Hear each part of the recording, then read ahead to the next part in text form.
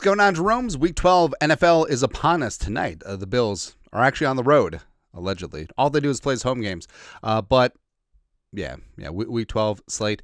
Again, it is very stupid to pick the whole slate, as evidenced by our results so far. So currently, we are 68, 80, and 2, 46%, far below the 52.4%, 11 to 10 to break even.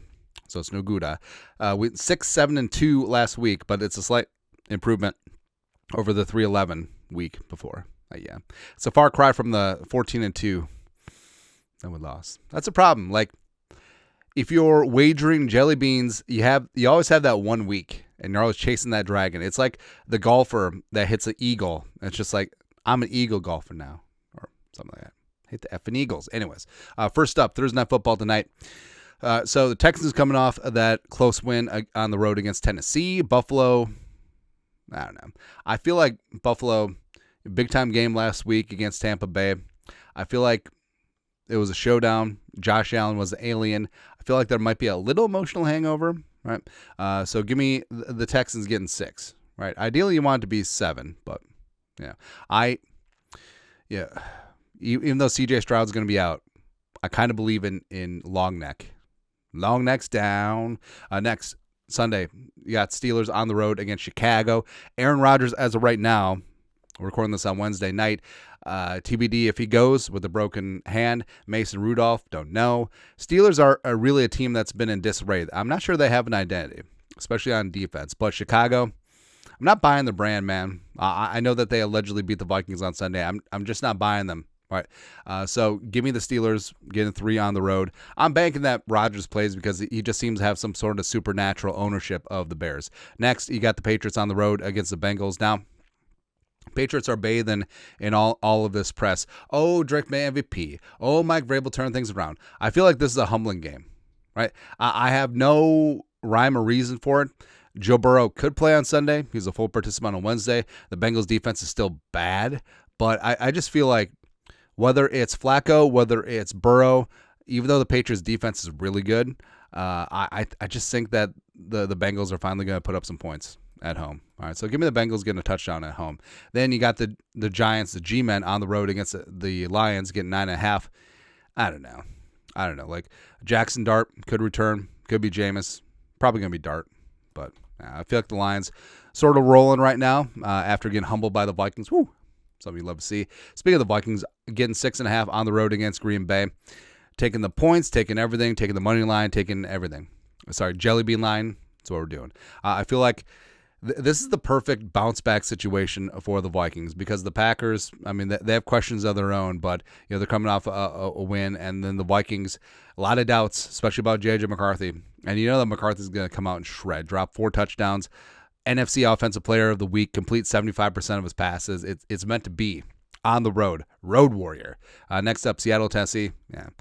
Even though it's a large number, Cam Ward is fighting the good fight, but Tennessee is just a very untalented team right now. Indianapolis on the road against the Chiefs. So Chiefs got thoroughly outplayed by the Broncos last week, but they're back at Arrowhead. The Colts coming off a bye. Maybe some things have gotten exposed for the Colts. I feel like the Chiefs and Spags will have a good game plan for Jonathan Taylor-Thomas, so basically bet that Daniel Jones can beat them, and I'm going to take the Chiefs, fading the 3. Then you got the Jets on the road against Baltimore. You got Ty God. I just feel like 2 touchdowns. 13.5 is just too much. So I'm actually going to take the Jets in this one, where I feel like this is going to be a backdoor coverage situation. This game will probably end up being like 28-17, somewhere in there. So give me the Jets. Then you got the late games. You got the Browns against the Raiders. This game literally made me say, ew. It's gross. But the Browns, so Shador making his NFL starting debut on the road in Las Vegas. Vegas is just imploding, right? The defense is bad. Offense is bad. Geno's bad. Pete Carroll's bad. Chip Kelly's bad. Everyone's bad, right? So give me the Browns. I feel like Judkins also outperforms Ashton Genty in the battle of rookie running backs as well. So give me the 4 points. Then you got Jacksonville on the road against the Arizona Cardinals. So Jacksonville coming off that big-time emotional AFC win against the Chargers. I feel like them going from east to west now, maybe resting on their laurels a little bit. Cardinals, they got embarrassed, but they fought the good fight against the 49ers. I just, at home, 3 and a hook, even though no Marvin Harrison. There you go. You got Wilson. Then you got the Eagles -3 on the road against Dallas, even though Dallas showed, well, you don't get to play Las Vegas every single week. But give me the Eagles in this spot. I feel like this is sort of a get-right game, especially against Eberflus's defense. I feel like Hurts does some work. I feel like Saquon runs a little bit wild. That'll be good. And then you got Atlanta getting – this is how down bad the Falcons are. Like, they're getting points on the road against the Saints. Saints coming off a bye 2 weeks ago. They beat the Panthers on the road. I think that the Saints win and they cover against the Falcons this spot. This is complete nut low, ground zero. Penix is out. Kirk Cousins doesn't get it done down there in the Dome.